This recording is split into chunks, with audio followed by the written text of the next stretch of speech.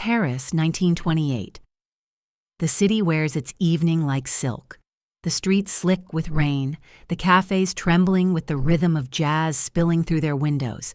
It is an age both bruised and bright, when the memory of one war still lingers in the bones of nations, and the shadow of the next has not yet taken shape. Empires are beginning to tremble, their certainty fraying like an old flag in a restless wind. And there, at the edges of these shifting times, stands a woman, tall, elegant, and unquiet.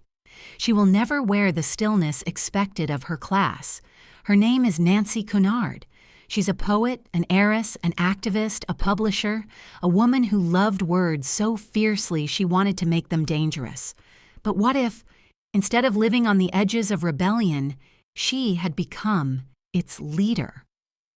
What if her fire had caught not only the minds of poets and lovers, but the pulse of entire nations? What if language itself had become the spark that turned the world? Good evening, dear friends. Wherever and whenever you are listening, perhaps in a softly lit room, perhaps beside a cup of tea on a quiet evening, welcome. I am grateful to have you here. If this journey through the what-ifs of history touches something in you, I invite you to subscribe and to share where you are listening from. Let us step together, gently but surely, into a century that might have been. The story begins not in Paris, but far from it. In 1896, Nancy Cunard was born into one of the wealthiest families in England. Her mother, Maud Alice Burke, would become one of the great society hostesses of her time.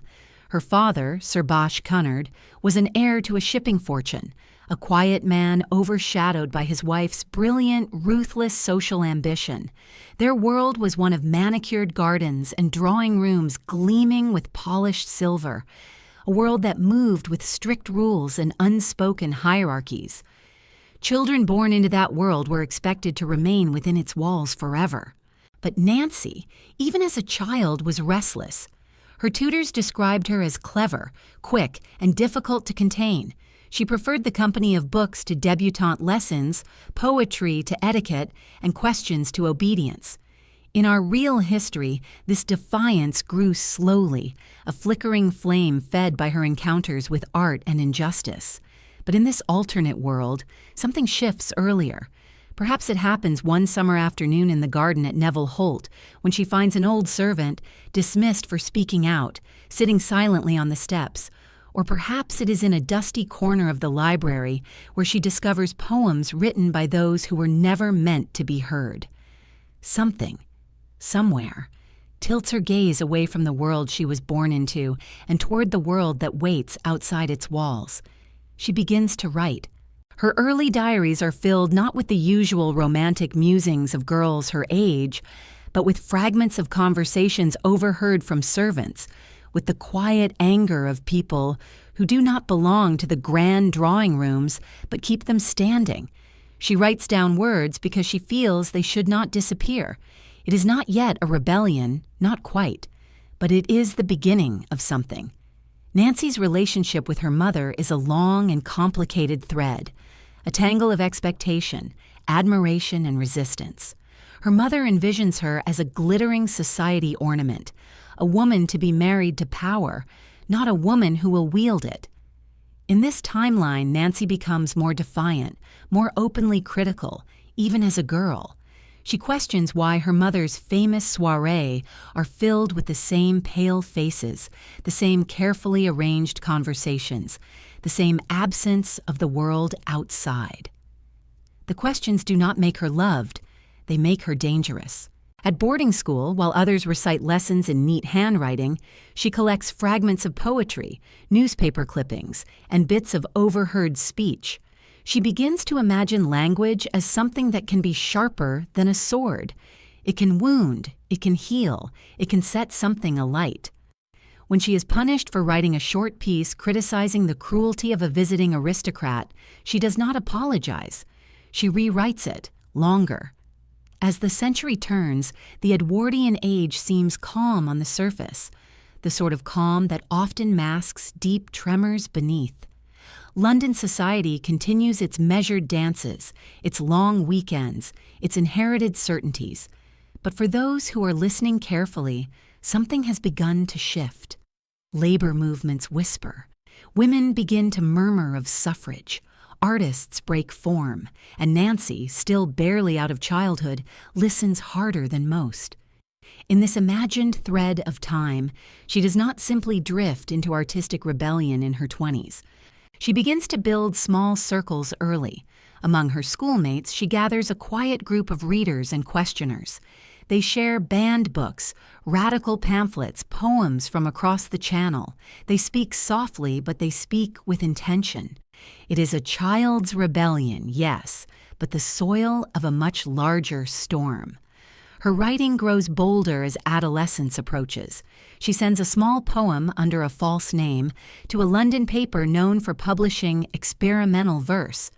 It is printed, a small piece tucked in the corner of a page few notice. But she notices. She realizes that words, once released, travel beyond her. They escape the rooms they were written in. They become more than hers. It is a realization that will shape everything to come. By the summer of 1914, Nancy is 18 years old. The world around her is about to fracture under the weight of a war no one truly understands. Her mother is preparing her debut into London society, imagining bright gowns and aristocratic suitors. Nancy, however, is preparing something else entirely. She has begun keeping a second journal, one not meant for polite society. In it, she writes of the cruelty of empire, the absurdity of inherited privilege, the beauty of voices that do not come from the marble halls of London. She has not yet decided what to do with her defiance, but it lives inside her like a quiet, waiting ember. Outside, trains are already carrying young men toward borders. Telegrams crackle with fear and preparation. Europe stands on the brink of something vast and violent. And Nancy Cunard, who has always listened more than she has spoken, stands on the threshold of a century that will demand everything of her. It is here, at the edge of this fragile calm, that the alternate path begins. The summer of 1914 arrives with the kind of fragile brightness that seems to hide a storm beneath it. The air in England is filled with an uneasy hum, the crackle of political tension, the sharp scent of industrial might, and the faint shiver of something the old world refuses to name. It is in this brittle, shimmering calm that Nancy Cunard steps toward adulthood, not as a compliant heiress, but as a young woman quietly gathering flint for a fire she does not yet fully see. Her mother is preparing her for a debut. It is meant to be a glittering season, gowns, champagne, a carousel of officers, aristocrats, and wealthy young men whose names are threaded through the fabric of empire. But Nancy walks through these rehearsed rituals with a peculiar distance, like someone wandering through a museum exhibit of a world already dead. She listens to the polite conversations at dinners and hears, between the words, the scaffolding of power. Who is allowed to speak and who is meant to listen, whose lives are contained inside these halls and whose are spent building them. She observes everything, and in her mind she writes it down. War breaks out that summer, and the careful plans of mothers and debutantes scatter like birds before a cannon blast. The sons of old families march off with clean uniforms and polished boots. The poor march off with borrowed boots, if they have any at all. The world that seemed so immovable just months before begins to tilt. For many, this is the beginning of grief. For Nancy, it is the beginning of clarity. In this alternate world, she does not stand apart from the war as an observer. She insists on taking part, though every step is against expectation. While her mother pleads, shames, and threatens, Nancy volunteers as a nurse's aide. She is sent not to some distant noble hospital, but to a provisional station near the front, where the war does not arrive in words, but in the smell of blood and mud, in the sound of breath, caught between fear and pain. She moves through rows of broken men, aristocrats and dock workers alike, and the idea of class, so rigidly built into her upbringing, begins to erode. She starts writing letters, not to family, nor to the society pages, but to anyone who will listen. They are not romantic letters. They are raw fragments, a poem scratched into the back of an envelope, a paragraph describing a young man who stares at the ceiling because his eyes can no longer close. In this alternate thread, these letters do not stay private. They are passed along, shared by soldiers, published in underground pamphlets that travel back to London like whispers riding the night train. Her words, though unpolished, have a rare quality. They do not preach, they bear witness. They come from someone who has lived on both sides of the glass, born to privilege, but standing in the mud. They cut through the elegant speeches of politicians like cold air through velvet, and slowly, without her intending it, Nancy's voice begins to gather weight. In London, her mother's friends shake their heads at her disgrace. In Paris, a few poets begin to quote her lines in smoky cafes. Among soldiers, some carry her words folded in their pockets, not as rallying cries, but as mirrors of their own silence. The war years shape her in ways that no finishing school ever could. She learns that words, when unguarded, travel. She learns that a single image, a shoe without a foot, a hand still curled around a locket, can outlive a speech. She learns that power, in its quietest form, lies not in money or rank, but in the way a story is told. In the long, sleepless nights when the guns are distant, but still close enough to feel in her bones, she begins to imagine a kind of literary army, not one made of soldiers, but of voices. Voices that could cross borders faster than troops, voices that could make tyranny tremble not with bullets but with truth. It is not yet a revolution, it is only an idea. But it is growing inside her with every night spent among the wounded, every dawn that breaks over fields of ruin. When the armistice finally comes, London breathes like a wounded beast. The victory is loud, the cost whispered. The old world tries to rebuild itself, to sweep the blood off its marble floors. But Nancy, now in her 20s, cannot return to it as she left. She walks through the same drawing rooms, but she sees the gaps in their walls. She hears the silence where truth should be. Her friends from before the war have changed too. Some are gone. Others come home speaking softly or not at all. But among the survivors are young writers, painters, and thinkers who share something with her. The sense that the world they were handed is no longer theirs. In this alternate path, Nancy does not drift back into idle rebellion. She begins to gather these voices intentionally. She holds small meetings in borrowed rooms with tea, cheap wine, and too many cigarettes. They talk of the war, of the lies that dressed it in glory, of the books and poems that tried to tell the truth. They talk of the new century that must rise from the wreckage.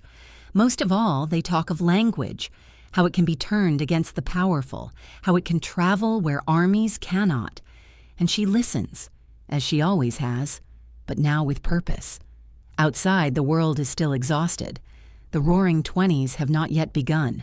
The cities are rebuilding, the borders still red with wounds. But already, in quiet corners of London and Paris, a new kind of fire is being kindled. Not in factories, not in parliaments, but in the soft rustle of paper and the whispered power of words. Nancy stands at the edge of this moment like someone who has finally found a path she did not know she was walking. The war has burned something away. What remains is sharper, clearer, and infinitely more dangerous. And so, as the last veterans return home and the old world congratulates itself on its survival, she begins to write with a new kind of fury, not to mirror the world this time, but to change it. The war leaves its mark not only in graves and broken buildings, but in the invisible silence it deposits inside the hearts of those who survive it. By 1919, London moves with a peculiar gait, half triumphant, half uncertain. The parades have ended, The uniforms are folded away, and the laughter at society gatherings rings just a little too brightly, as though it is being performed for an unseen audience. Into this fragile post-war air steps Nancy Cunard, now in her 20s, carrying with her the weight of what she has seen, the weight of what she has written. Her time at the front has burned away the sheen of her upbringing. She walks through the drawing rooms and grand houses of her youth with a kind of unspoken distance, as though she is looking through a pane of glass at a world she once belonged to, but no longer believes in. The polite rituals of her class, the delicate cups of tea, the carefully worded gossip, the glittering empty talk of who married whom, feel unbearably small against the memory of broken men staring at the ceiling with hollow eyes. She's not the same woman she was before the war, and she knows she cannot return to who she was meant to be. Paris is calling. For years she has heard its whisper from across the channel. The cafes alive with ideas, the painters who see the world as something to break and rebuild, the poets who speak like their tongues are on fire. In this alternate history, she does not simply follow the current of the lost generation as so many did. She answers that whisper with intent. She leaves England not to escape, but to build. The city she finds in 1919 is fractured and alive. Painters are splashing light against the darkness. Jazz, that living language, pours out of basements and into the streets. Political pamphlets circulate like contraband, their corners damp from being passed hand to hand. The old certainties of Europe are cracking open, and out of those cracks is growing something that does not yet have a name. Nancy steps into this world as if stepping into her own reflection. She lives in cheap rooms, drinks in crowded cafes, listens more than she speaks. Around her gather writers, musicians, and exiles, people unmoored by war and searching for a way to speak a language the old world does not understand. They are a constellation of restless minds, disillusioned soldiers, black musicians from America, Spanish poets, French surrealists, queer artists, women determined never to be silent again. In our real history, Nancy was part of this world, but in this thread of time, she becomes something else, its axis. It begins slowly, as these things often do. A table in a corner of a cafe becomes a place where people linger a little longer. A conversation stretches into the night and returns the next evening. Her natural magnetism, tall, fierce, and unafraid, draws others in. She does not demand attention. She creates a space where it can live. Her experiences from the war have given her a kind of moral gravity. She does not speak in slogans, but in clear, spare sentences that carry weight. People listen. She begins collecting not only friends, but their words. Poems written on scraps of paper, essays too dangerous to be printed, songs whispered in languages half the world does not yet care to hear. She reads everything and remembers. She understands, more than most, that the next great battles will not only be fought with armies, but with language itself, with who gets to speak and who gets to be silenced. And in these years, between the end of one war and the brewing of another, she lays the quiet groundwork for something larger. The world of the 1920s is shifting beneath the surface. Empires still cling to their possessions, but independence movements stir in colonies like restless tides. Fascist rhetoric, still a whisper, is beginning to find microphones. The arts are breaking forms, inventing new ways to speak truths too large for the old world to contain. In this restless, uneven space, Nancy begins to build her circle with care. She is not seeking fame, nor even a movement. She is seeking connection, the kind that crosses language, race, and class, that flows like ink through the cracks of empire. She develops friendships with poets from the Caribbean, black intellectuals from Harlem, Spanish Republicans, surrealists, musicians, and feminists. Many of them, in their own worlds, are small sparks. Together, they become something like a constellation. She sees this gathering not as a salon in the traditional sense, not the staged glitter of aristocratic gatherings, but as an engine. Words and ideas move here. They grow legs. They walk out into the city. Her own writing changes too. The war gave her rawness, but Paris gives her language. Her poetry, once introspective, becomes sharper. It speaks of empire, of class, of the violence hidden beneath the perfume of power. It is not widely published yet, but those who hear it remember. It is the kind of language that slips beneath the surface of polite conversation and waits like a slow-burning fuse. Of course, the old world does not look kindly on this transformation. In England, her mother shakes her head in elegant disapproval, unable to understand why her daughter chooses smoky cafes over drawing rooms, revolutionaries over dukes. The newspapers, when they mention her at all, call her eccentric, scandalous, lost. But Nancy is not lost. She has simply chosen to live in a different kind of map. By the mid-1920s, she is no longer merely a participant in the artistic underground of Paris. She is becoming a node in a network, a quiet center where writers, poets, and musicians who have no home elsewhere find each other. She listens to their grief, their rage, their hopes. She begins to imagine something larger than gatherings and conversation, a press, a movement of language itself. On a late autumn evening in a cafe thick with smoke, a young poet from Martinique reads her a few lines of his work. The words fall like stones in water, heavy with history. She leans forward, hands clasped, and whispers, "These must be printed." It is the first time she says the words aloud. This is the moment her revolution begins, though she does not yet know it. The winter of 1925 in Paris is damp, slow, and full of restless thinking. Smoke curls thick in the cafes of Montparnasse, the kind of smoke that softens the sharp edges of conversation but never dulls its urgency. Nancy Cunard walks through these streets with a kind of deliberate grace, a tall figure wrapped in a long coat, bracelets clinking faintly with each movement of her hands. She is 30 now, though she wears her years not as weight, but as momentum. The years after the Great War have honed her rather than worn her down. In that quiet honing, something powerful is beginning to form. In this alternate timeline, she's already gathered around her a circle of exiles, dreamers, and outcasts.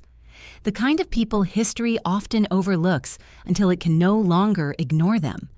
But now, the gatherings in dim cafes and cramped apartments are no longer enough. Nancy has grown tired of words evaporating into cigarette smoke. She wants them to stay, to travel, to outlive the night. She wants to build something that cannot be silenced when the cafe closes. Her inheritance, though a constant reminder of the world she left behind, becomes her tool. She uses her wealth with precision, as one might wield a blade. In the spring of 1925, she rents a small print shop near the Boulevard Raspail, a modest space with peeling walls, uneven floors, and a stubborn old press that requires more coaxing than force. She hires a printer not for his obedience, but for his willingness to stay up past midnight. She learns the press with her own hands, staining her fingers with ink until the machinery no longer feels foreign. This, she tells herself, is what language should feel like. Not airy and untouchable, but heavy, tactile, alive. She calls the press a name that is not meant to charm, but to endure. Its first publications are slender pamphlets, poetry and essays by voices rarely seen in European print. A young poet from the Caribbean, a woman from North Africa whose writing moves between fire and grief, a man from Ireland who refuses to call empire anything other than what it is. Nancy edits by night, sets type with care, and sends these small works into the world like messages in bottles cast into a storm. The literary establishment in Paris barely notices at first. They are still caught in the orbit of familiar names, of old salons and comfortable provocations. But beneath that surface, in corners where voices have been waiting too long to be heard, her press begins to matter. These are writers who have been turned away, silenced, or left to fade in the margins. To them, her small, flickering press is not merely a publisher. It is a door. As the press grows, so too does her circle of collaborators. The printer brings his friends. Writers bring other writers. A young man from Senegal arrives with poems folded in his coat. A woman from Barcelona translates banned essays by exiled revolutionaries. Musicians stop by after their sets, leaving behind scraps of lyrics and rhythms that later find their way into print. Nancy becomes less the author of a movement than its catalyst, its gravitational pull. Of course, this does not happen without resistance. Paris of the 1920s is a city of ferment, yes, but it is also a city of gatekeepers. Literary institutions run by the well-connected glance at her work with polite disdain. Some dismiss it as sentimental, others as dangerous. It does not matter to her. She never set out to impress them. She set out to outlast them. It is around this time that she first meets a young American writer at a smoky bar near the Seine. He has a notebook full of half-finished thoughts and a heart heavy with disillusionment. They argue until dawn, and though their lives will not stay bound together, the conversation leaves its mark. Nancy learns that her press is not only a tool of resistance, but a mirror. People come to it not only to speak, but to be seen. She begins to host weekly gatherings in the print shop itself, pushing the old presses aside to make room for chairs and cheap wine. It is not a salon in the manner of her mother's world. It is a storm. Arguments erupt and cool, languages mingle and collide. There are no servants here, no polished manners. There is ink on everyone's hands.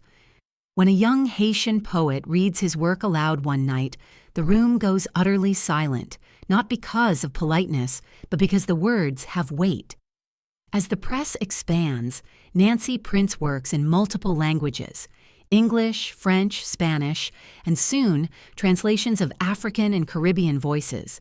She begins to see language not as a boundary, but as a bridge. Where others see difference, she sees the possibility of chorus. This belief sets her apart from the intellectuals who want to define the world in clean European lines. She wants to shatter those lines. Whispers begin to circulate beyond Paris. Copies of her publications make their way to Marseille, Algiers, Lisbon, Port-au-Prince, and even New York. They travel tucked in the bottom of suitcases, folded into letters hidden beneath newspaper wrapping. They are not mass distributed, not yet, but they are read by the right eyes. Poets in colonized countries see their words appear alongside those of Europeans for the first time. That alone is a quiet rebellion, and rebellion has a way of rippling. A few governments begin to notice. Colonial administrators frown at the mention of her press. Certain pamphlets are intercepted at ports. Letters are opened, inspected, sometimes burned. This does not frighten her. It confirms what she already knows.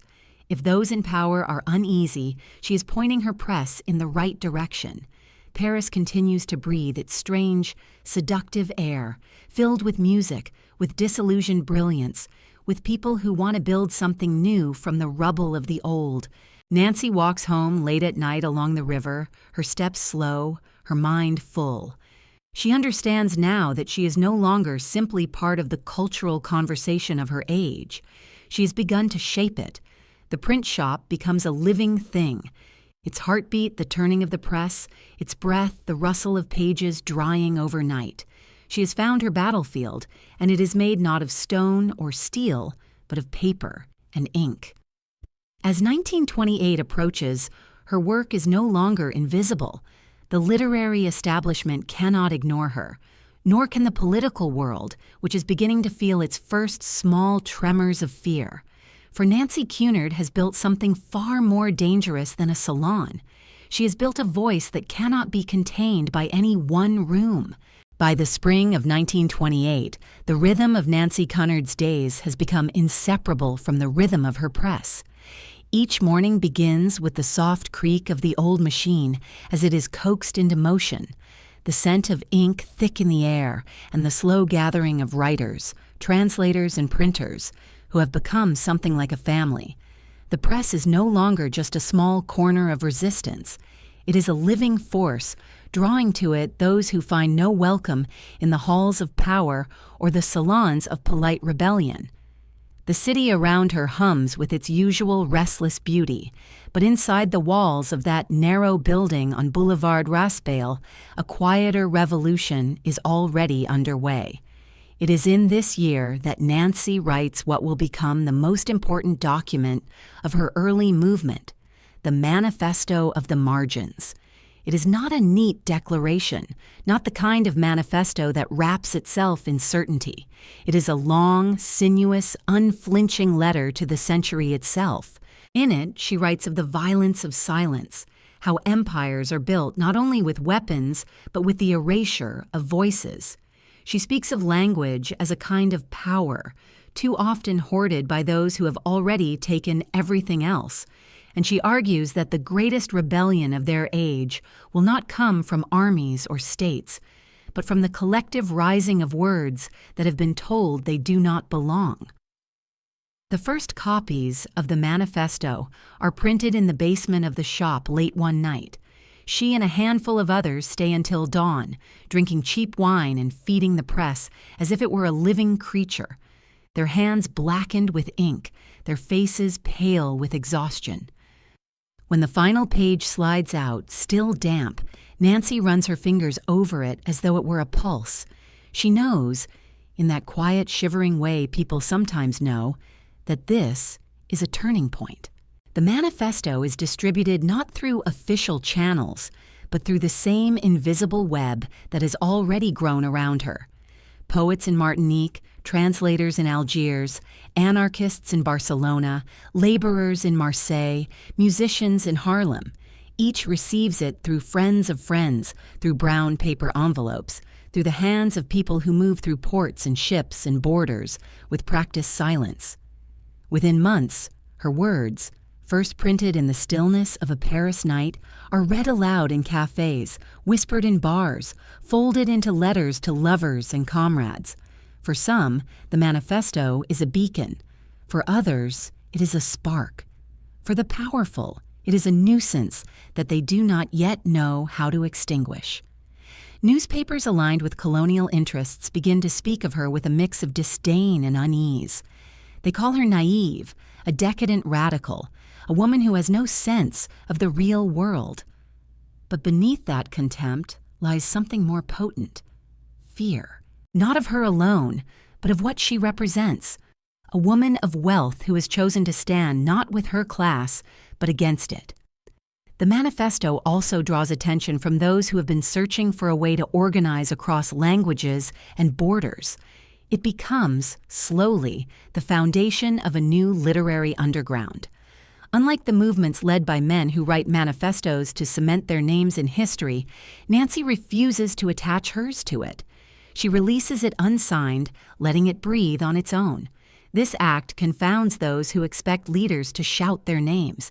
It also frees the words from the weight of personality. The text becomes communal. It belongs to anyone who reads it and believes. As the press grows bolder, so do those around it. A network begins to form, not a structured organization with officers and charters, but a web of printers, translators, poets, dock workers, artists, and exiles who understand the quiet art of moving words where they are not meant to go. There are no uniforms, no flags, no titles, only paper and will. Paris itself begins to change around her. What was once just another corner of the city's artistic ferment becomes something sharper. Police occasionally visit the press, pretending to inspect for violations. There are whispers in official offices that her work should be monitored more closely. Some of her aristocratic acquaintances, those who still invite her to parties out of habit rather than affection, warn her in soft tones to be careful. But she does not bend. Instead, she sharpens her own language further. Her essays begin to appear in underground journals across Europe. She writes not only about colonialism, but about the structure of language itself, how those in power control narratives, how words are used to make some people visible and others invisible. These essays are not romantic. They are surgical. They open wounds that polite society has tried to bandage in silence. Through all this, Nancy remains strangely calm. She's not a firebrand in the way some imagine revolutionaries to be. She does not shout in the streets or wave banners. She works, quietly, steadily, every day, turning ink into presence. She has found a way to turn language into an instrument that does not simply describe the world, but alters it. Her relationships shift too. Some who once called themselves her friends drift away, unwilling to be linked with a woman increasingly seen as dangerous. Others, especially those from outside the world she was born into, draw closer. They see in her not a savior, but an accomplice, someone willing to lend her privilege to amplify what the world has tried to silence. By the end of 1930, the press has become more than a single shop in Paris. It is the heart of an informal, borderless movement. Words printed in her basement appear weeks later in North African newspapers, in Caribbean broadsides, in Spanish pamphlets, in songs performed in Harlem clubs. A woman born into wealth has, without coronation or crown, become a quiet general in a revolution of language. Outside her window, the decade turns. Europe is uneasy. There is talk of fascism rising like a storm cloud in Italy and Germany. Colonial tensions grow more brittle. Empires tighten their grip. But beneath their heavy boots, the ground is shifting.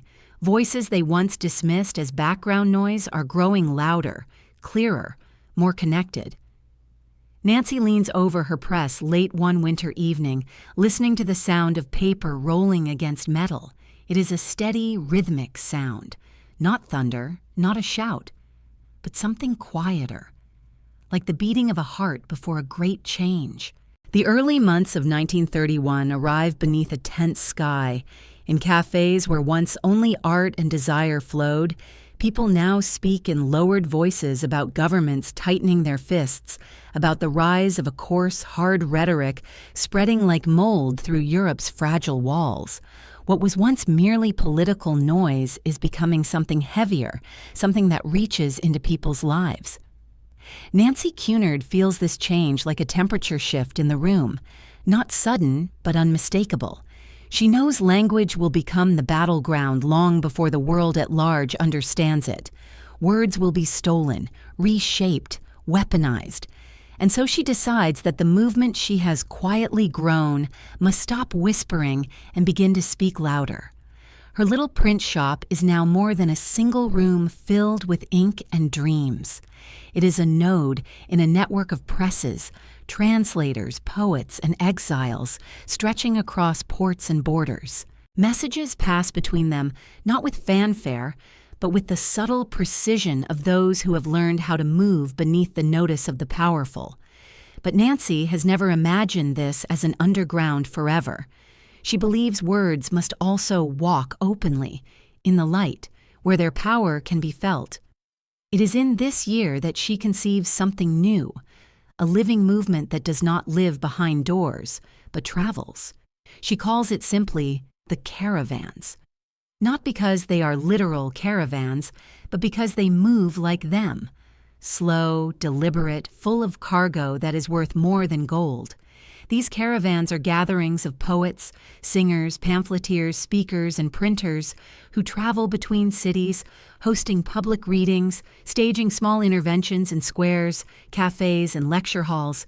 They speak in multiple languages, refusing to allow any one tongue to dominate the others.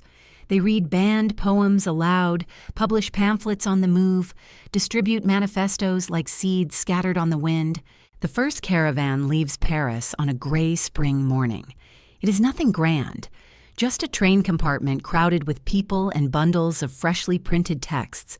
Among them are a poet from Senegal, an anarchist translator from Barcelona, a young woman who writes about the colonial prisons in North Africa, and Nancy herself. They travel to Marseille, then to Lisbon, and on to Algiers. Along the way, they do what official newspapers refuse to do. They listen to people. They collect their words. They return them to the world in print and in speech. The power of these journeys is not in their size, but in their quiet defiance. At each stop, local police take note. Some events are shut down, others allowed to continue under wary eyes. But the words always travel on. carried in notebooks, in the pockets of students, in songs sung after dark. Colonial officials grumble, Paris newspapers mock. But those who are paying attention begin to sense it. Something is gathering that does not look like a conventional movement, yet moves with the precision of one. This is also the period when Nancy's relationship to her own identity hardens. For years, she has walked the knife's edge between the world she was born into and the one she has chosen, but as the political winds darken, she becomes more direct, more unapologetic. She rejects not just her class, but its language. She stops attending the society functions where once she occasionally appeared out of habit. She stops defending herself in newspapers that call her unpatriotic or scandalous. Instead, she pours everything into the movement. Her wealth is spent on ink, paper, and train tickets. Her name becomes not an ornament, but a shield, used to protect others when she can. Some nights, when the caravan stops in a small port city, she stands before a crowd of dock workers, poets, and laborers, her tall frame wrapped in a dark coat, bracelets glinting faintly in the light of gas lamps. She does not speak with the fiery rhetoric of men who wish to be remembered as leaders. Her voice is quiet, deliberate, cutting through the murmur like a blade through cloth. She speaks of the silence imposed by power, of the way language can be used to erase entire peoples, of the right to be heard even when the world refuses to listen. People do not cheer, they fall silent, and that silence, that deep, listening silence, is more powerful than applause. Back in Paris, her press continues to work even when she is away. It has become almost self-sustaining now. Apprentices print and distribute, translators gather in dim rooms late at night. Some of the texts are now open calls to resist fascism as it creeps across Europe like a slow, determined shadow. Others are poems that speak of dignity, of freedom, of grief that has not yet been acknowledged. It is no longer just literature. It is a form of quiet armor. Of course, attention from the authorities intensifies. Surveillance increases. Certain pamphlets are banned outright, and shipments of printed work are intercepted at ports. She receives anonymous threats, some from political extremists, others from members of her own class who see her as a traitor. She reads them without flinching. For Nancy, this only confirms what she has believed for years. If words can frighten the powerful, then they are already doing their work. Yet these years are not only dark, they are also luminous in their strange, fierce way. The gatherings grow larger. A poet from Algeria reads verses to a crowd in Paris. A singer from New Orleans carries the manifesto into a Harlem club. A young woman in Barcelona writes a pamphlet in Catalan that will be quoted decades later. The network grows not through hierarchy, but through trust, shared purpose, and the stubborn belief that language can cross walls where armies cannot. Nancy's health begins to waver at times, the strain of travel and endless work pressing against her body like the weight of the age itself. But she pushes through it, driven by something deeper than ambition, by a conviction that if she does not do this now, the silence to come will be unbearable. She understands the fragility of what they are building. She also understands its inevitability. As the year draws toward its end, Europe grows more brittle. Political rallies swell. Governments crack down on dissent. The dark rhetoric of exclusion and control grows louder. But beneath it, scattered like stars in a night sky, are thousands of pages printed by her press and its kindred ones. Thousands of words carried quietly across borders. One night, as the train to Algiers crosses the sea on a slow ferry, Nancy stands on the deck, wrapped against the wind.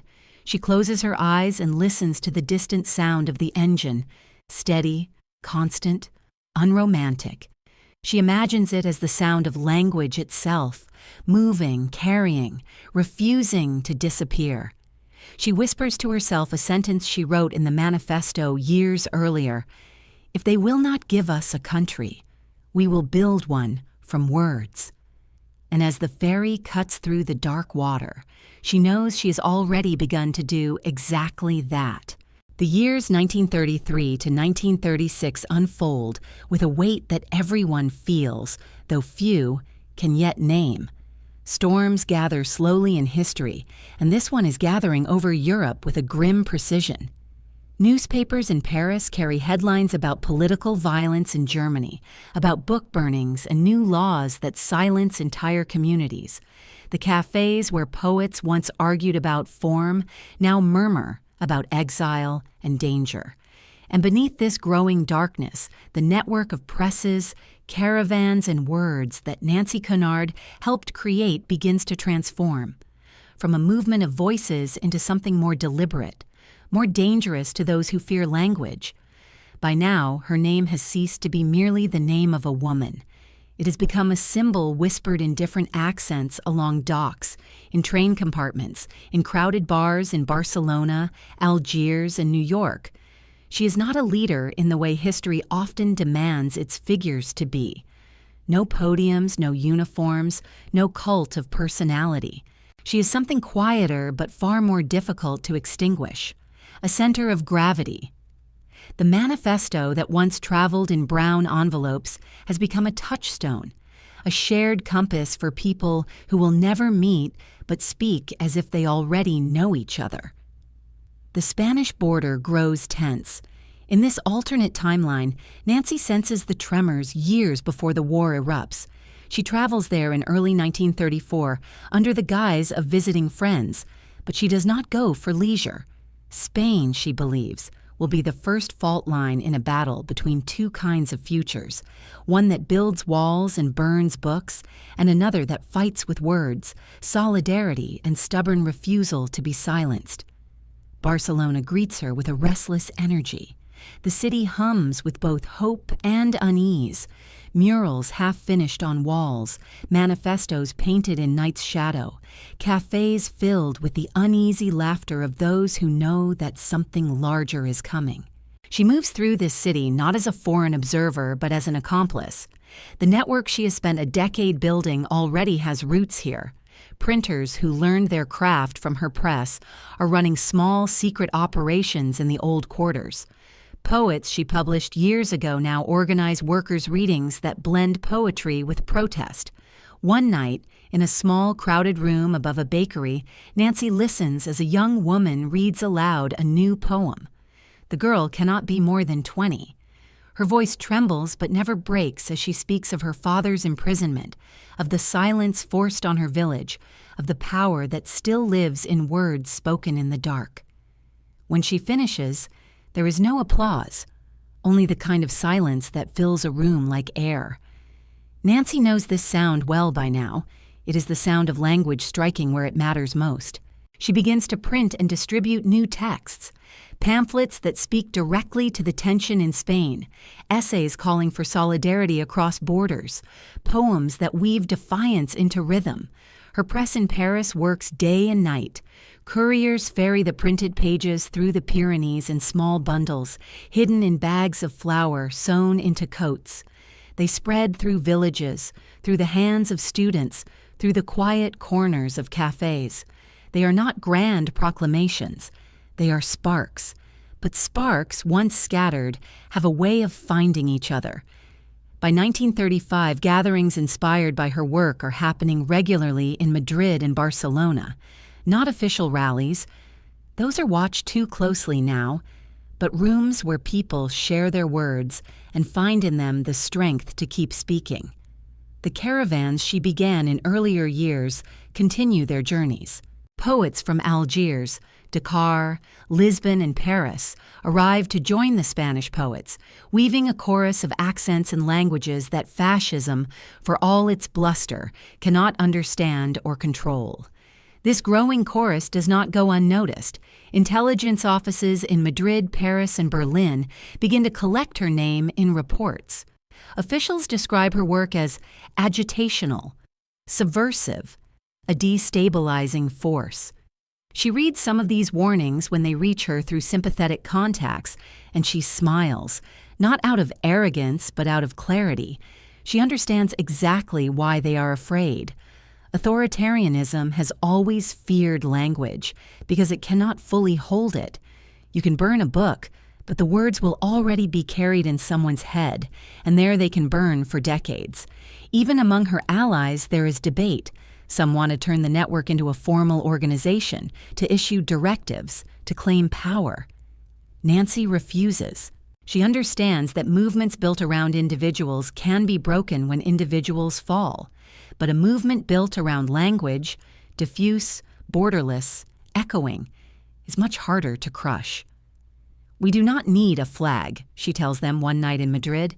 "We already have a voice, and they can never hang a voice." As 1936 approaches, the tension in Spain hardens into inevitability. Civil war breaks out that summer. Across Europe, exiles, poets, and laborers pour into Spain to join the struggle against fascism. In this alternate history, the movement Nancy helped to build plays an unexpected role. Caravans that once carried poems now carry messages, coordination, and support. Her presses, spread across continents, become conduits for information and resistance. They print not only poetry now, but testimony from villages, dispatches from the front lines, accounts of brutality that official newspapers either distort or refuse to print at all. In the first months of the war, she travels back and forth between Paris and Barcelona, with a steadiness that borders on impossible. She speaks at night to exhausted volunteers, listens to their stories, and turns them into words that travel back across the continent. Her strength is not in commanding, it is in listening and amplifying. It is during this time that one of her closest companions, a young poet from Algeria, is killed at the front. When the news reaches her, she does not collapse. She sits at her desk for hours, then writes a single piece that will later be read across Europe. An essay about the power of words to outlive those who speak them. It does not speak of revenge. It speaks of memory. It becomes one of the defining texts of that early war period, whispered in trenches, passed in cafes, folded into books. Outside, the world grows colder. Fascist regimes consolidate their power in Germany and Italy. Britain and France turn their eyes away from Spain. The storm is here now, no longer gathering but breaking. And yet, beneath its thunder, words continue to move, fragile but unstoppable. One night in late 1936, as bombs fall outside Madrid, Nancy sits in a makeshift print room with a group of Spanish poets and exiled writers. The machines are silent to avoid drawing attention, so they copy by hand. The ink stains their fingers and sleeves. Someone hums softly. It is not hope, exactly, but it is something close. A refusal to let silence have the last word. Nancy looks around the room and understands, with the clarity of someone standing inside history's turning point, that what began in a small Paris print shop has become a weapon more enduring than any she could have imagined. She does not speak. She simply begins to write again. The summer of 1936 in Spain is unlike anything the old world had seen in decades. The war that breaks out is not a clean war of uniforms and lines, but a war of ideas, of cities divided by language and belief, of families split between what they have always known and what they have dared to imagine. And amid this storm, Nancy Cunard moves with the clarity of someone who has long known that such a moment would come. She does not carry a weapon. She carries notebooks, pages, rolls of ink-stained proofs, and the quiet, unshakable conviction that words will cut through silence more cleanly than any blade. The network she has built over the years, the caravans, the underground presses, the threads of poets and printers spread across continents, becomes more than a cultural phenomenon now. It becomes a kind of resistance infrastructure. While newspapers in London and Paris craft careful, sanitized narratives about conflicts and political unrest, Nancy's presses print what the powerful try to hide. Testimonies from villagers whose homes have been burned, letters from fighters who do not expect to return, poems written the night before executions. In her hands, literature and reporting fuse into something that belongs to no single genre, no single class, something raw and living. She travels to Madrid in the early days of the war, her tall figure unmistakable among crowds of journalists and volunteers. Unlike them, she does not chase battles or generals. She chases language. She spends her days not at the front, but in kitchens, hospitals, and makeshift shelters, speaking to those who have no voice in the grand narratives of war. She records their words carefully, not for sensation, but for memory. She knows that long after the soldiers are gone, their words will remain, like seeds that sprout in places no empire intends them to grow. The atmosphere around her is both electric and exhausted. Madrid is alive with songs, with banners painted in uneven hands, with gatherings in squares where people still believe they can hold back the tide with courage. At night, the city shakes with shellfire. By morning, voices rise again, softer but stubborn. She sets up a temporary press in the back of a boarding house, its walls trembling whenever a bomb lands nearby. Ink smudges under the sweat of her fingers. The pages she prints are not perfect, but they move.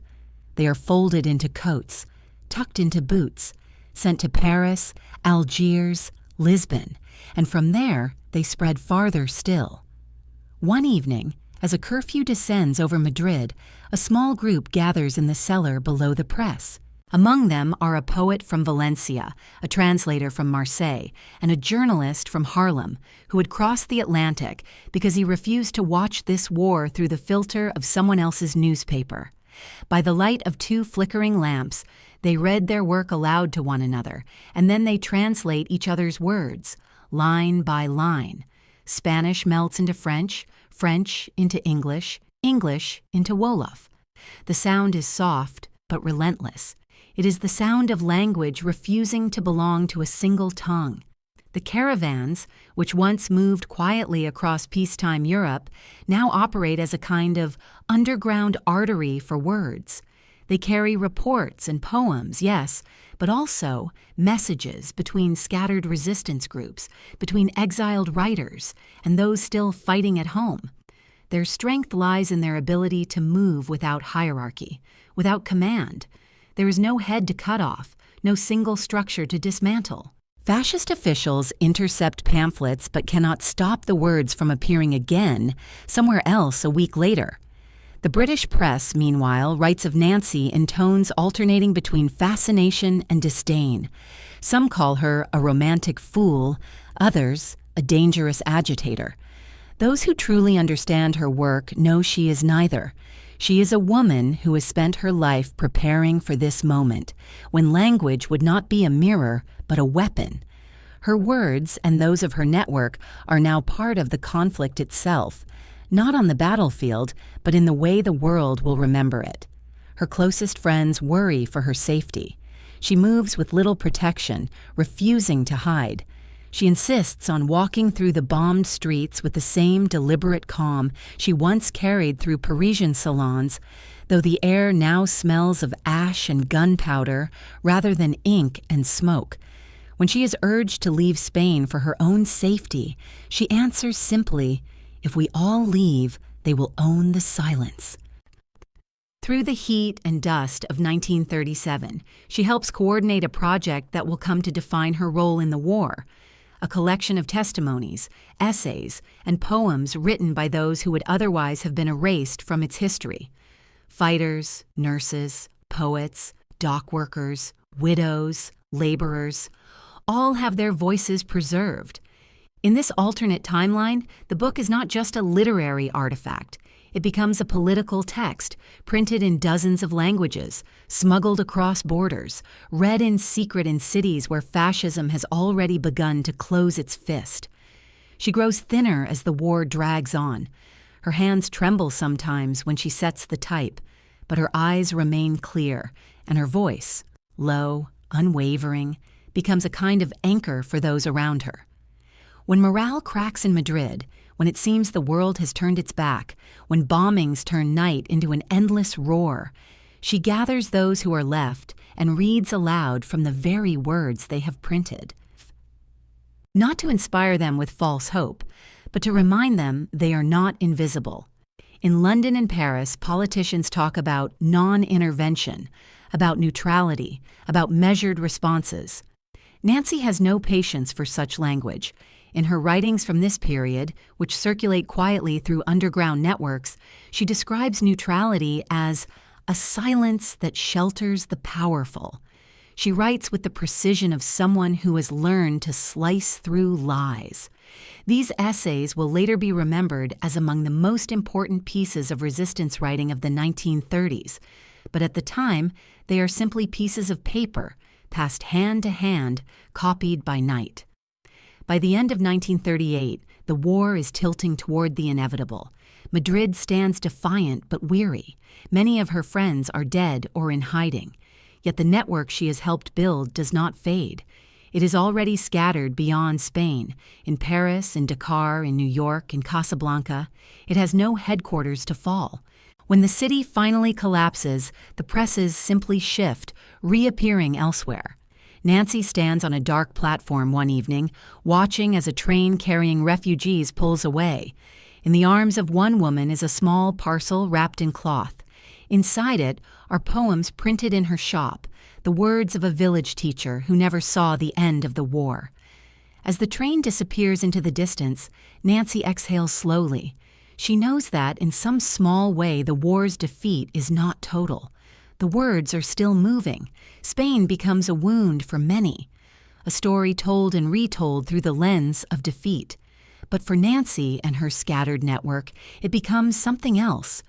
Proof that language, even when it cannot stop a war, can outlast it. It can hold the memory steady when history tries to rewrite it. The years between 1939 and 1945 sweep across Europe like a long, unbroken night. What had once been whispered now roars. Nancy Cunard has seen the shadows rising long before most, and when the Second World War breaks open, she does not watch it unfold from the safety of salons or distant shores. By this time, she has already shaped a network that knows how to survive in darkness, and darkness, in its way, has always been her element. When Paris falls in 1940, she does not remain in the city. She moves quietly and deliberately, following the threads of the network she has spent years building. The presses are dismantled piece by piece, carried through basements and back roads, reassembled in cellars, barns, and hidden rooms. The caravans, those living veins of language that once carried poems across borders, now carry resistance messages, lists of names, warnings of raids, testimonies of atrocities, coded dispatches disguised as poetry. It is no longer just a literary network. It is a living, breathing resistance. Fascism, Nancy has always known, fears language more than almost anything. Guns can be answered with guns, armies with armies. But words are harder to kill. You can burn books, but not the memories they leave behind. You can jail writers, but not their sentences once they've escaped into the air. So the regimes occupying Europe go to great lengths to choke this underground. And yet, Nancy and those around her keep printing. Small runs, a few dozen at a time, smuggled in the lining of coats, in false-bottom trunks, sewn into the hems of dresses. She travels between neutral and occupied territories with forged papers. Her tall figure now less a symbol of bohemian defiance than of quiet, precise danger. She has aged, not gently, but with the steady erosion of someone who has spent too long walking at the edge of history's blade. Her hair is streaked with gray, her movements slower, but her eyes retain their steady, sharp light. Those who meet her during these years describe her not as charismatic or fiery, but as unshakable, the kind of presence that steadies rather than inflames. The network she oversees spreads its tendrils into places where state power believes it is absolute. In Algiers, an old printer sets up a hidden press under a fruit stall. In Lisbon, a former caravan member intercepts shipping routes to smuggle leaflets into occupied France. In Dakar, a teacher uses her translations to teach students not only French, but resistance. In London, exiled writers meet in cramped rooms, assembling testimony from those who have fled across the Channel. No one holds a title. No one claims leadership, and that, precisely, is why it survives. Nancy herself writes less during these years, not because she has lost her voice, but because she has given it away to others. She edits, translates, and protects the words of others with a fervor that leaves little space for her own.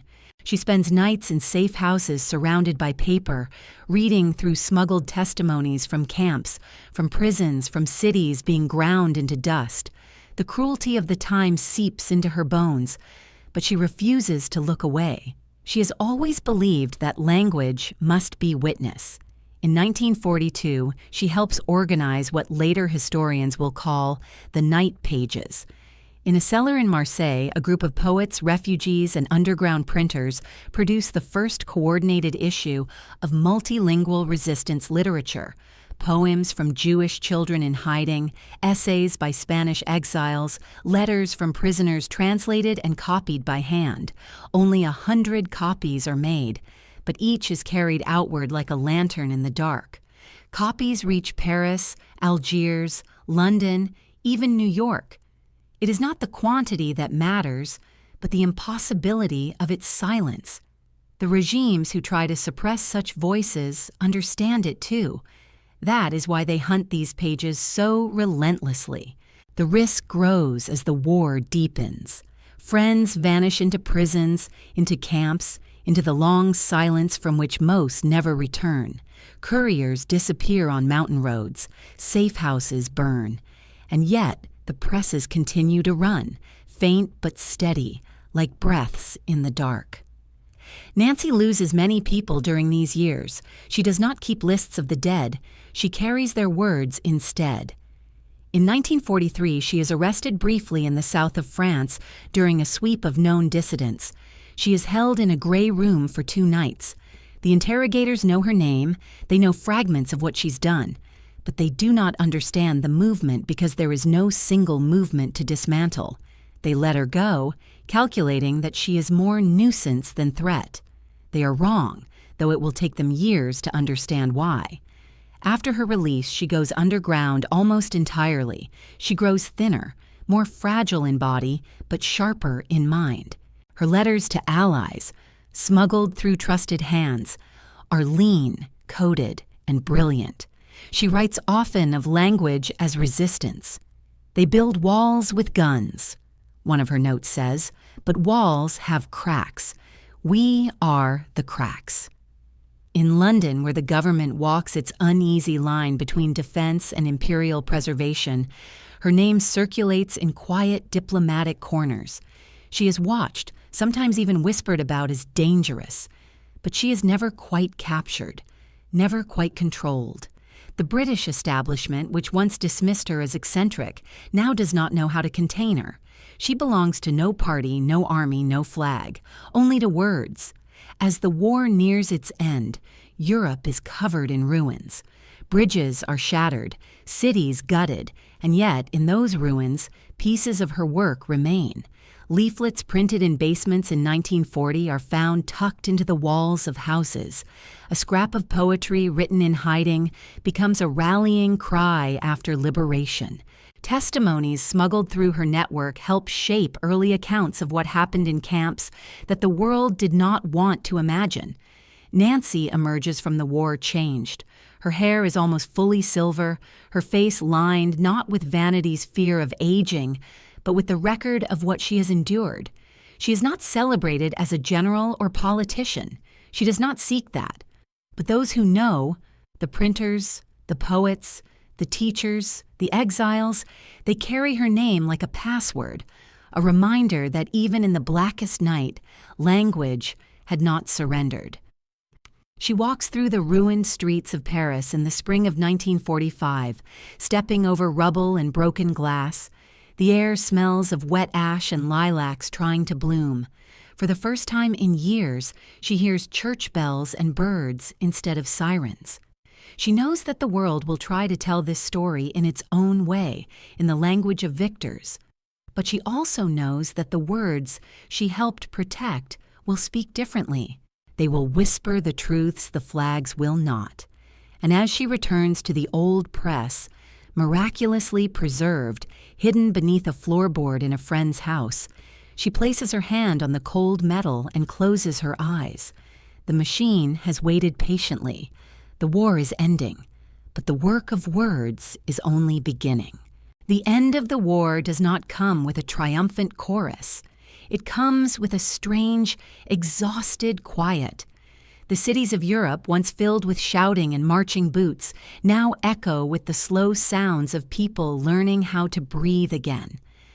Nancy Cunard walks through this silence as though through an old house after a storm, familiar but changed forever. Paris, the city that once held her press in a small room filled with smoke and ink, is scarred but alive. She sees faces she knows and faces that are gone. She does not pretend to mourn everyone equally, for she has learned that war does not end cleanly. It ends like a wound that never quite closes. The press, hidden all these years, is brought back to life like an old heartbeat. The first sheets she prints after liberation are not manifestos or essays. They are fragments of testimony, the words of those who have survived camps, prisons, silence. She refuses to let the great machinery of governments tell this story without them. If history is to be written, it will not be written only by those in uniforms or offices. It will be written by those who bled. Her hands are older, but they still know the machine's rhythm. The steady turning of the wheel sounds like defiance. The world around her is shifting rapidly. Empires that once seemed untouchable are beginning to tremble in their certainty. The colonies, once forced into silence, now murmur louder, their voices sharpened by decades of being unheard. Soldiers return to Africa, to Asia, to the Caribbean, carrying not just the fatigue of war, but the idea that the world does not need to be what it was before. This idea moves slowly at first, but Nancy hears it as clearly as she once heard the rumble of approaching war. She understands that the next great struggle will not be fought in trenches. It will be fought in the language of independence, dignity, and refusal. Her network of presses, scattered but unbroken, begins to reawaken. Messages travel across seas and continents once more, but this time they do not speak of Europe's war. They speak of freedom elsewhere. In Dakar, in Algiers, in Kingston, in Calcutta, presses inspired by her early work are printing their own manifestos, poems, and reports. They no longer wait for Europe's permission to speak. She is no longer their leader, nor does she wish to be, but they carry echoes of her. The insistence that language can move across walls, that words can hold power even when armies stand in the way. The governments of the old empires understand this too, though they rarely say it aloud. Colonial administrations tighten their control over what can be printed, what can be said. New censorship boards rise like weeds, but they are slower now, more uncertain, because the network they face is not concentrated in Paris anymore. It breathes everywhere at once, and Nancy, though older, is still at its center. She begins to coordinate new translations, from Arabic to French, from Wolof to English, from Creole to Spanish, forging bridges between voices that colonial languages have kept apart. She wants them to hear one another directly, without Europe's filters. These years are marked by a quiet kind of rebellion. While governments hold conferences and sign treaties, Nancy sits at her press with poets from Senegal, students from Martinique, journalists from North Africa, exiled dreamers from the Middle East. They drink strong coffee, argue into the night, and print small books that will never appear on the lists of the great publishers. But those books travel further than they are meant to. They are hidden in the seams of suitcases, tucked into the lining of coats, smuggled onto ships. By the time officials hear of them, they are already being read in ports half a world away. Nancy's body begins to show its wear. Her hands tremble more now when she sets type. Her breathing is shallow in winter. The war and its long years underground have left their traces on her bones. But there is a curious lightness in her aging, too. She no longer fights to prove herself, no longer defends her choices to those who once called her reckless. History has caught up to her. The world she spoke of for decades, one where language is a weapon, where silence is never neutral, has arrived. She does not bask in this as a triumph. She simply keeps working. In 1948, she travels to Algiers to visit one of the underground presses that survived the war years. The city hums with a quiet urgency, its colonial rulers growing uneasy as its people grow louder. She sits in a crowded room with printers and poets, the walls stained with ink and smoke, and listens. Always she listens first. One young poet reads a piece in Arabic, another translates it into French, then another into English. Nancy does not interrupt. When they finish, she says softly, "Now let's make sure it travels." It is a simple sentence, but those around her know what it means. Her name, by now, is a kind of passport for words. By the early 1950s, she is less physically present in every fight, but more influential than she has ever been. Her press in Paris becomes a quiet hub of translation and printing, a kind of bridge through which anti-colonial texts pass before they scatter into the world. Students, refugees, revolutionaries, and dreamers pass through her door, some staying for days, others for hours. She feeds them cheap meals, listens to their plans, helps refine their words, and then she watches them leave to carry those words farther than she ever could. She begins to write again, too, though differently now.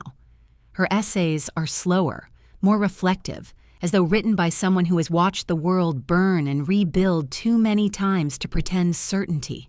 She writes about the nature of resistance, about the strange and stubborn endurance of language, about the way history is not shaped by great speeches, but by thousands of small, quiet sentences spoken when no one is supposed to be listening. These writings are not manifestos. They are something gentler but no less potent, like seeds pressed into the earth after a storm. In the evenings, when the press is quiet, she walks the streets of Paris slowly, her steps measured, her breath soft.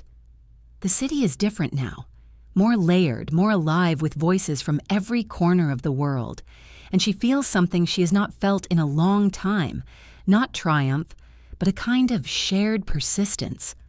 Her work was never meant to end with her. That is the point. As the decade closes, the sun sets lower on her life, but the shadows do not frighten her. She has walked in darkness before. This time she knows it is simply the turning of another page. The 1950s unfold like a quiet tide, carrying both hope and unfinished reckonings. The world that Nancy Cunard now inhabits is no longer the one she once defied as a restless heiress, nor the battlefield of underground words she walked during war. It is a world in which the tremors of decolonization shake continents, where languages once forced into silence begin to speak again in their own names.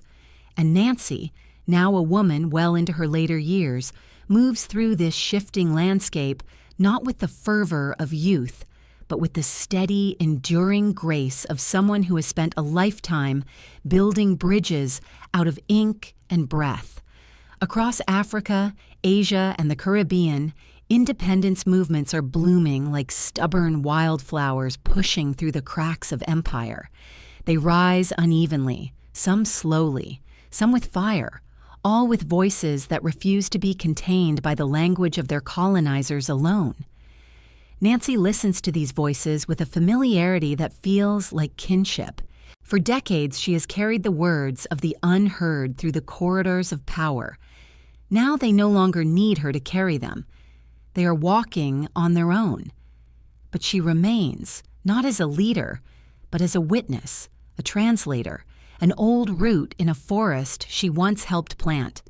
Her Paris press is not the center anymore, and she welcomes this. Other presses have sprouted across the world, in Accra, Lagos, Algiers, Port-au-Prince, Kingston, Delhi. Many of these owe their first fragile beginnings to her model. The idea that a press does not need permission, that language is a weapon in the hands of those who have been denied everything else. Some of these presses send her letters, pages of poems, essays, drafts of declarations. They ask for her eyes, not as a gatekeeper, but as an elder. She reads them slowly at her worn wooden table, marking the edges softly with pencil, not to correct, but to help the words travel more smoothly. The colonial governments of Europe tighten their grips in response to these rising voices, passing new censorship laws, raiding printing houses, banning books that speak too plainly of freedom. But these actions are clumsy, late, and full of fear. Nancy has seen this pattern before. Empires always believe they can silence the future if they just control the presses. They never understand that the words have already gone beyond them. She becomes increasingly invested in translation, not as a literary exercise, but as a form of resistance. She begins to gather a small team of young translators at her Paris flat, teaching them not how to make a text elegant, but how to make it breathe in another language without losing its pulse. She tells them that translation is not carrying a text from one shore to another. It is carrying fire through water and making sure it does not go out. Many of those who sit at her table are young activists from former colonies, university students who have one foot in the language of the colonizer and one in their own. She teaches them that this duality is not a burden. It is a blade. In 1953, she helped circulate one of the earliest declarations of independence, written in Wolof and French by Senegalese students. In 1956, she translates a series of poems by Algerian women resisting occupation. These works are not distributed through grand publishing houses, but through the same underground channels she has relied on for decades. Friends of friends, folded paper, books that cross oceans in the lining of trunks. And as these texts travel, the language of resistance begins to weave itself into something larger, something that does not belong to one movement or one nation, but to a shared human refusal to accept silence. The press itself is older now, its metal chipped and its handles worn smooth by her hands. It is not as fast as the newer machines, but she refuses to replace it. She keeps it running slowly, steadily, the same way she keeps walking the streets of Paris in the early morning light. She knows that this machine, like her, has become a witness. Its imperfections are a record of the world's turns. Her health is not what it was. Long nights at the press now leave her breathless. Her hands shake when she sets the fine type. Yet there is something almost luminous about her in these years. Those who visit her describe her not as a fragile woman, but as someone carved by time into something sharper. When she speaks, it is with a softness that carries weight.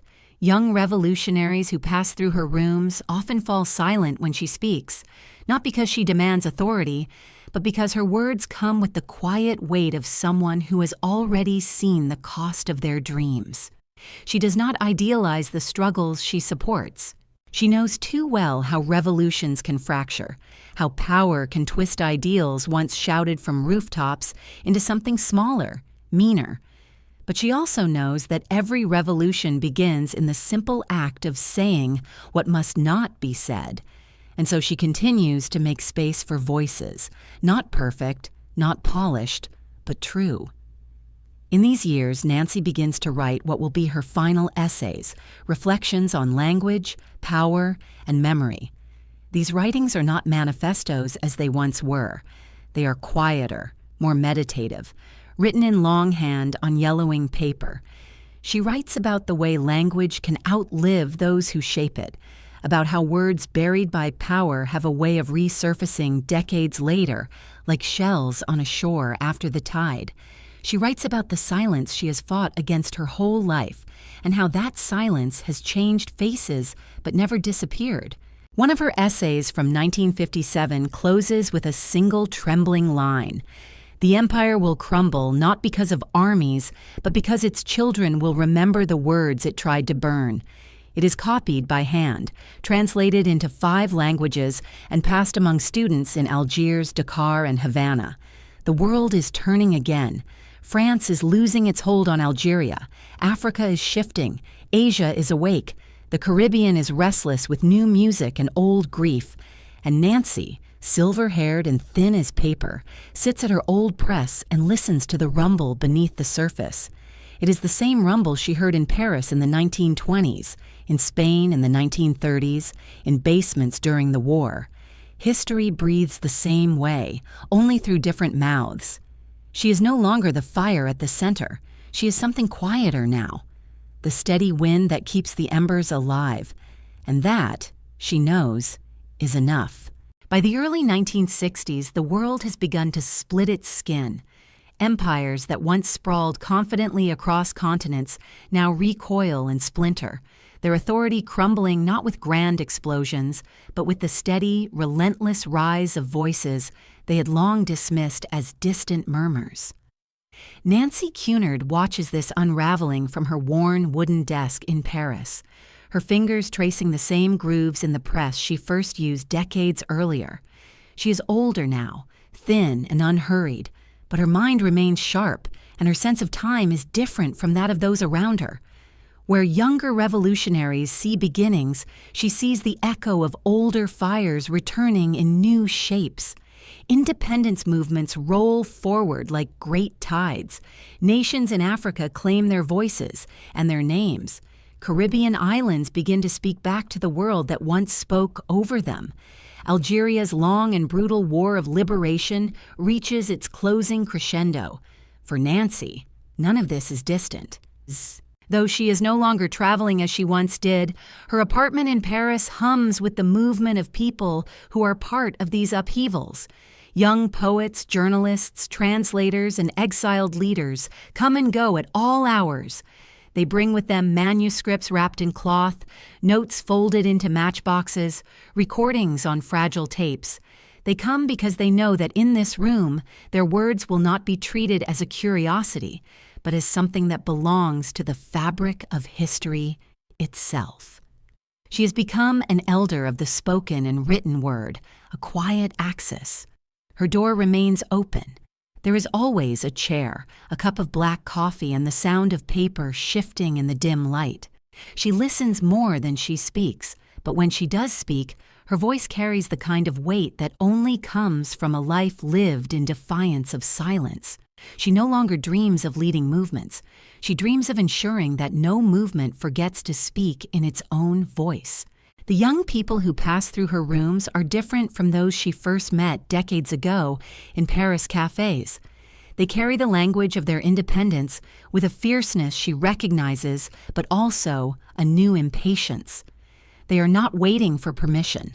They do not speak to be understood by Europe. They speak for themselves. Nancy recognizes the quiet revolution in this. For decades, she has fought to make language travel across the walls built by power. Now, language no longer needs her in the same way. It travels because it has finally found its own gravity. Still, her work continues.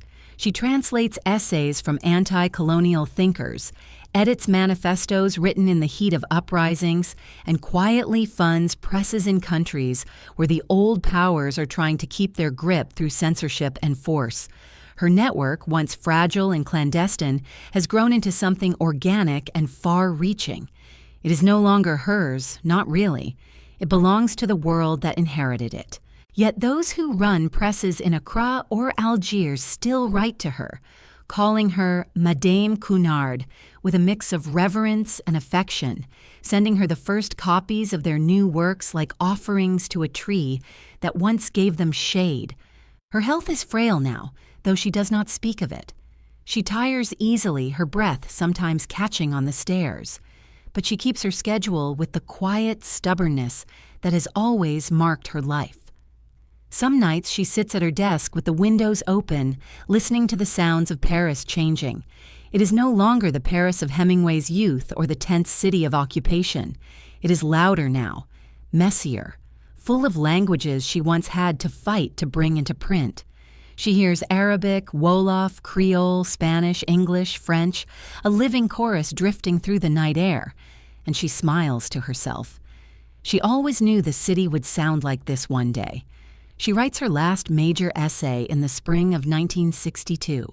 It is less a polemic than a meditation. In it, she reflects on the strange relationship between language and power, how empires have always tried to own words, to fix their meanings, to declare who may speak and who must listen. But she also writes about the stubborn refusal of words to be owned. Language, she writes in careful, slanting script, is like water. You can build walls to direct it, but it will always find its way through the cracks. It waits. It listens, and then it moves. The essay is copied and passed across continents, translated into languages she will never speak, printed on presses she has never seen. The political climate around her grows more volatile. Algeria's war ends with the fall of French colonial rule.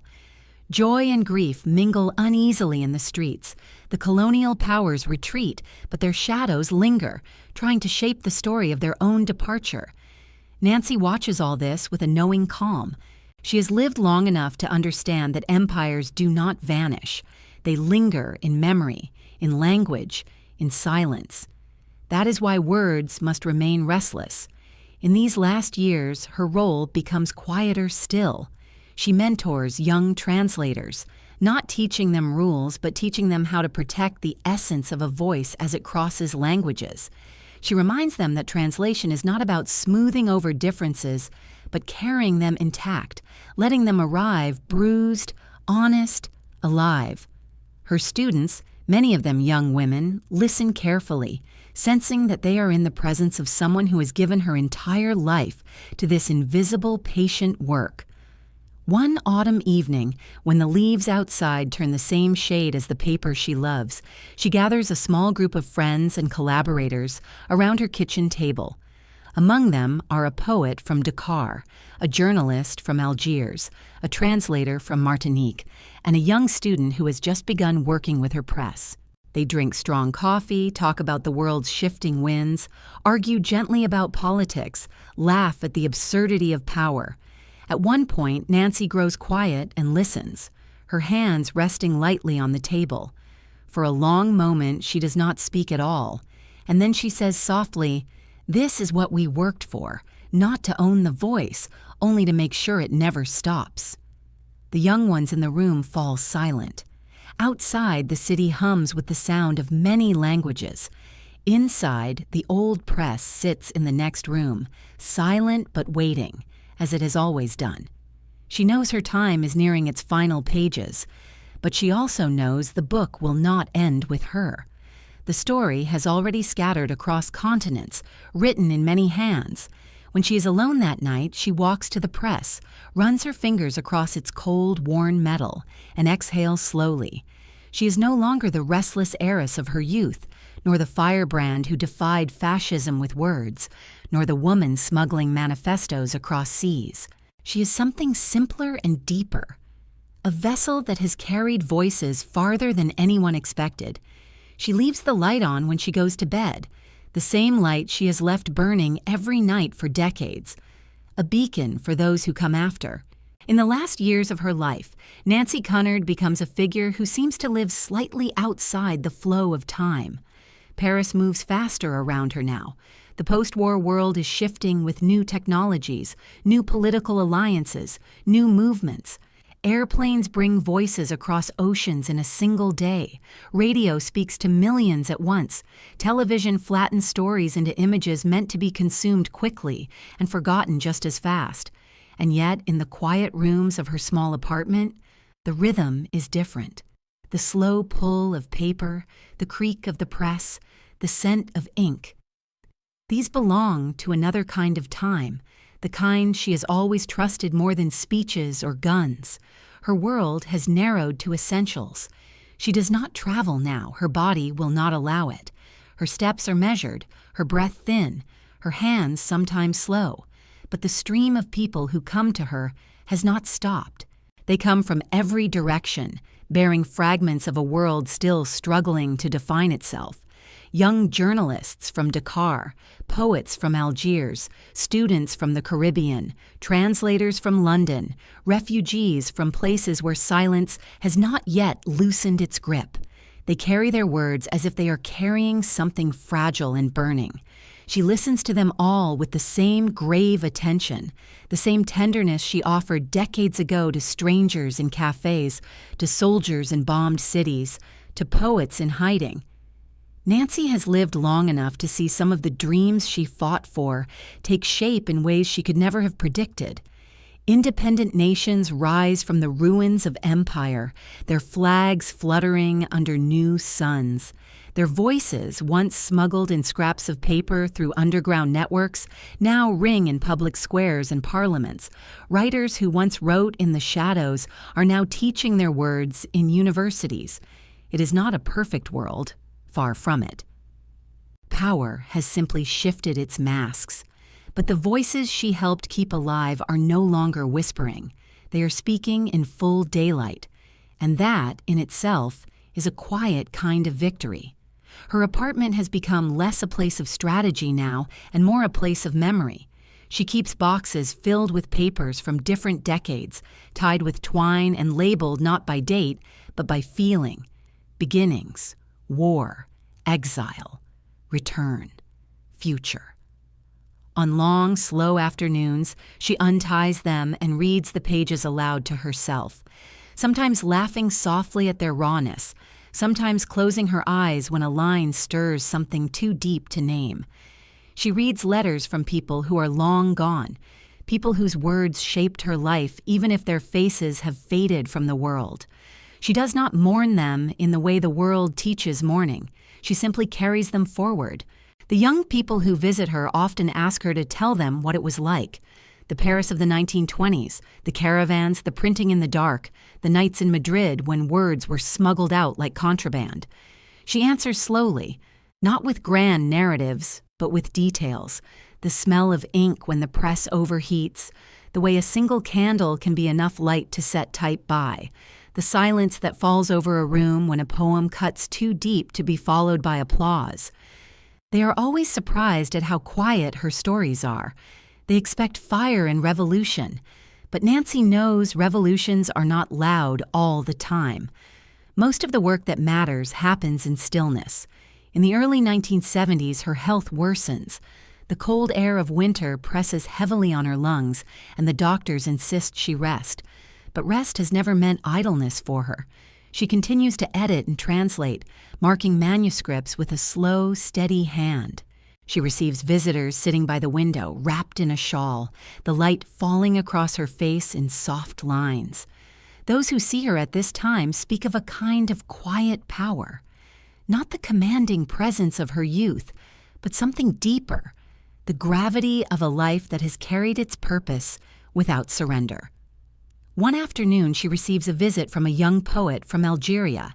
He is part of a new generation, one that was born after the wars she lived through, one that does not remember her as a rebel, but as a legend whispered about in rooms where words are still considered dangerous. He hands her a slim book of poems and says, almost shyly, that his press exists because hers once did. She takes the book in her thin hands, turns its pages slowly, and smiles with the kind of quiet that carries decades in it. She does not need thanks. The work itself has always been its own reward. By now, the press has grown old. It wheezes and creaks when it runs, its edges dulled by half a century of human hands. But Nancy insists on keeping it alive, even when her own strength falters. Sometimes she sits beside it without turning it on, resting her hand on the cool metal, as if it were an old friend. And in truth, it is. This machine has known her better than any person. It has shared her solitude, her defiance, her grief, and her hope. It has outlived wars and empires. It will likely outlive her, too. The world outside continues to rush forward. Protests fill the streets. Governments fall, movements fracture and are born again. Language itself shifts with new inventions. But Nancy's faith remains what it has always been, not in institutions or heroes, but in the quiet endurance of words. She knows that language has no loyalty to power. It belongs to whoever is brave enough to speak it. On a soft, gray morning near the end of her life, she asks one of her young visitors to help her pull a final sheet from the press. It is not a manifesto or a poem. It is a single sentence printed in clean black ink, centered on the page like a heartbeat. There is no silence too deep for language to find its way through. She watches as the press releases the sheet, its sound low and steady. It is the same sound she first heard when she was a young woman with ink on her hands and a rebellion in her chest. a sound that has followed her through wars, through storms, through ages. That night, she sits by the window, wrapped in her shawl, the sheet folded in her lap. The city hums below, a chorus of voices in many tongues. Her breath comes shallow but steady. She closes her eyes, not with resignation, but with the deep exhale of someone who has spent a lifetime speaking when silence was expected. The light in her apartment burns late. Those who walk past on the street that night see the glow through the curtain and may not know that it is the last light of a woman who gave her life to words. But the presses she inspired are still running elsewhere, in Dakar, in Algiers, in Kingston, in Havana, in dozens of places where voices rise into the air like smoke that cannot be caught. Nancy does not hear them now, but she knows they exist. She has always known. The night she leaves the world, Paris does not pause, nor does it know. No bells toll, no headlines appear. Nancy Cunard passes quietly as she lived much of her life in the company of paper, ink, and a city that has carried her through many versions of itself. The lamp by her window burns down slowly, the press in the next room still cool from the last sheet it produced. Those who have loved her, or, more accurately, those whose lives have been threaded with hers, will hear the news slowly through letters and whispers. A poet in Algiers, a printer in Dakar, a teacher in Port-au-Prince, a translator in London. Each will learn it in their own time, and each will pause for just a moment in quiet recognition of the passing of a voice that carried so many others. It is only after death that a person's work begins to breathe in its own rhythm. In the days that follow, her small apartment becomes something else. Friends and strangers arrive, lifting boxes of manuscripts, shelves of yellowing books, unfinished translations, and the old press itself. Her papers are not neat archives, but a living, chaotic landscape. Layers of time stacked upon each other, letters from the 1920s folded beside notes, scribbled in the margins of recent translations. No one will ever be able to put them fully in order, because Nancy never intended her work to be a monument. She intended it to be movement. The press is lifted from its corner with great care. It is heavier than anyone expected, as though it carries in its weight all the nights, all the whispered words, all the pages pulled from it in defiance. It is taken to a small workshop near the Seine, where a younger generation of printers decide, almost wordlessly, to keep it running, not as a relic, not as a museum piece, but as a working machine. It has printed through war and peace, through silence and upheaval. It will not stop now. In the months after her death, her friends and students gather in cafes to remember her. They do not speak in grand eulogies. They speak in stories. A woman remembers how Nancy stayed up all night to translate a poem smuggled from Algeria. A man recalls how she once walked through a police checkpoint with banned texts sewn into the hem of her coat. Someone else remembers the sound she made when she read a line that struck her, a quiet inhale, as though she were gathering it into herself to keep. These memories are fragments, but they fit together like the lines of a long poem no one person could have written alone. Outside of these circles, the world moves on quickly. The newspapers that once dismissed her do not write long obituaries. Politicians do not speak her name. But in the corners of the world she helped keep alive. In the presses and print rooms, in classrooms and night readings, in the hands of people who still believe that words can tilt the weight of history. She is everywhere. Her name appears in dedications of books she will never read. Her face, thin and lined, appears in sketches pinned to the walls of printing shops. Her voice, in recordings preserved by chance, travels to places she never visited. The times themselves are changing once again. In the late 1970s and early 1980s, new technologies begin to transform the way language travels. Photocopiers, teletypes, recordings, and radio give movements a different kind of speed. Yet strangely, her methods, slow, deliberate, rooted in the tactile intimacy of paper and ink, begin to be spoken of with reverence, not as nostalgia, but as something essential. Because while the speed of communication grows, the weight of words often grows thinner. And Nancy's legacy is not speed. It is weight. A small group of her students and comrades, now older themselves, decide to create what they call la voix libre, the free voice. Not an institution, but a loose network dedicated to keeping her philosophy alive. Words must be carried, not owned. Language must cross borders freely. Silence must never be allowed to harden into permanence. They run small workshops teaching young activists and poets how to print, how to translate, how to build movements that do not rely on personalities, but on the endurance of language itself. Her old press stands in the center of their workshop. It groans and stammers now, but when it starts, it still sounds like it did on those early nights in the 1920s. A heartbeat. Her words are revisited with new eyes. Some are reprinted in pamphlets that circulate in student movements. Others appear in academic essays, translated into languages she once helped to carry into the world. A few of her sentences, sharp and unsparing, are painted on the walls of protests decades after she is gone. One line, written in her final essay, becomes something like a quiet anthem among translators and poets. Language waits, then it moves. Her absence becomes, in a way, a kind of presence. The young people who encounter her name in these fragments often imagine a fiery, mythic figure. They imagine her walking through smoke-filled rooms, tall and unyielding, a rebel wrapped in words. But those who knew her smile when they hear this. She was never a myth. She was a woman with ink on her hands and a relentless belief that silence must always be answered. That, perhaps, is even more powerful. As the years pass, the world grows louder, more fractured, more crowded with competing stories.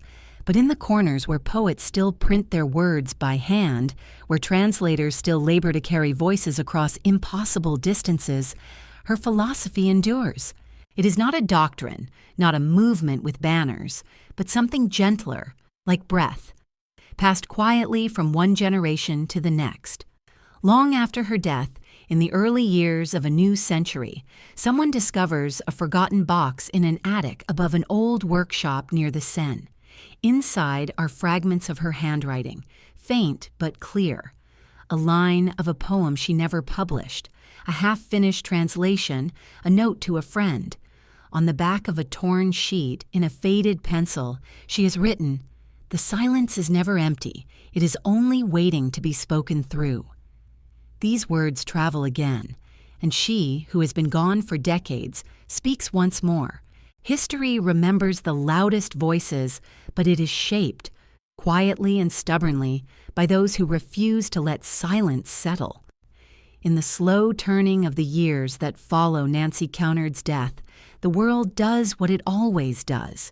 It moves forward, forgetting some things and misremembering others. Empires have crumbled, but new powers rise with the same conviction that their narratives will last forever. New movements form, speak, fracture, speak again. Language continues its long, restless journey, and beneath it all, her work hums like a subterranean current, not obvious to those rushing across the surface of time, but felt by those who listen carefully. The old press, the one that outlived wars and watched history change its clothes again and again, still runs. Not always steadily, not without complaint, but it runs. In a modest workshop near the Seine, its wheel turns beneath the hands of young printers who were not yet born when Nancy died. They do not know her personally, not in the way one knows a living teacher, but they know her voice through the people who came before them, through the stories told at tables late at night, through the sentences inked on paper that still smells faintly of old rebellion. They do not need her to be mythic. They need her to be real. And she remains real because she left behind no monument, only a living practice. Outside this workshop, the world has entered a new century, Words travel at unimaginable speeds, flickering on screens, carried in pulses of light. They move faster than any train or caravan she could have imagined, but speed has not changed the nature of silence. It has only changed its shape. Power still tries to control language through new tools, new laws, new fears, and the vulnerable, the forgotten, the exiled, still search for ways to make themselves heard. The struggle she gave her life to is not a relic. It is alive, altered, but familiar. The students who come to the press now do not set type for entire books, at least not always. They print short statements, poetry, manifestos, testimonies from those living under regimes that fear language as much as any fascist state once did. They mix old methods with new, paper and ink beside screens and networks. They call their work slow words, a quiet refusal to let meaning be swallowed by noise. In the evenings, as the wheel turns and ink stains their hands, someone will often speak her name, not as invocation, not as idol, but as one might mention a friend who once walked the same road. And it is not only here that her legacy lives. In Dakar, a poet opens a book of her translations, yellowed at the edges, and finds in its lines a reminder that voices are never truly lost. In Kingston, an old pamphlet bearing her words is reprinted for the first time in decades. In Algiers, a new generation of writers speak of her not as a foreign figure, but as someone who listened, truly listened, when others tried to speak into the void. In classrooms, her name appears in the margins of essays about literature and resistance, often small, sometimes overlooked, but persistent. It is said that revolutions belong to their moment, that they burn hot and then fade. But Nancy's revolution was made of words, and words do not burn in the same way. They smolder. They travel in secret. They surface when they are needed. She understood something that power never fully grasps, that language is not merely a tool, but a force, one that flows where it wills, shifting form, refusing to be held still. She never claimed to own it. She simply cleared paths for it to run. When people speak of her now, they often focus on her bravery. The heiress who walked away from comfort, the woman who stood against fascism, the printer of dangerous words. But the real measure of her life is quieter. It lies in the translators she trained, who trained others in turn, in the presses that sprang up from her example, in the invisible scaffolding of language she helped build, a scaffolding that outlived its builder. One winter night, nearly half a century after her death, a young woman working at the old press finds an envelope wedged behind one of the machine's drawers. Inside is a small piece of paper, brittle with age, its ink faded but legible. It is not a speech or a manifesto. It is a single sentence in Nancy's handwriting. The moment we stop speaking is the moment their world begins to win. The woman runs her fingers over the paper, tracing the grooves where the pen pressed into it. She does not cry. She simply tucks it back into the machine, like returning a heartbeat to its body. Outside, the Seine moves slowly in the dark. The city hums with its layered, restless music. The same city, and yet never the same. Generations rise and fall, each believing they are the first to stand against silence, each discovering in their own way that others have stood here before them. Nancy's story does not end with her death because it was never really hers alone. It was built in the spaces between people, between languages, between nights and mornings. This is the quiet truth of her imagined revolution, not the blaze of a single glorious moment, but the persistence of many small fires kept alive by many unseen hands, the kind of revolution that does not march but flows, that does not demand monuments, only voices. And so, when people walk past that workshop near the Seine and hear the low groan of the press, they are hearing more than a machine. They are hearing the echo of a woman who once believed that language, like water, will always find a way through. Empires have risen and fallen, technology has redefined the world a dozen times over, but this sound endures. Because the story was never about a single woman. It was about the power she believed in, the oldest, quietest rebellion of all, to speak, to keep speaking.